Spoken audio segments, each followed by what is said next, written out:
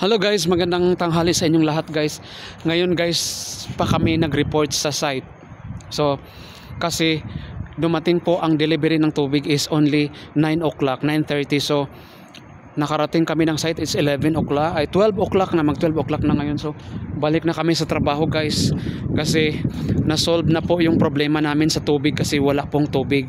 Since, Monday night wala po kaming tubig, so ngayon lang po siya bumalik, Wednesday.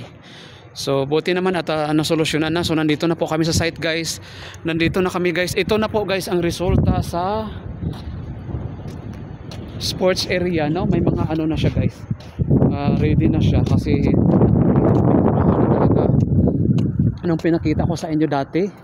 So maganda na talaga guys kasi may pintura na siya. Ito yan. Ang iba wala pa palang pintura kasi i-check pa ng consultant, no? Yan po ang main building. Yan. So yan lang guys ang aking konting vlog. Naka-jacket na po tayo guys kasi napakalamig na talaga, no? Mafe-feel na talaga natin ang lamig. So yan lang guys, magandang buhay and thank you for watching.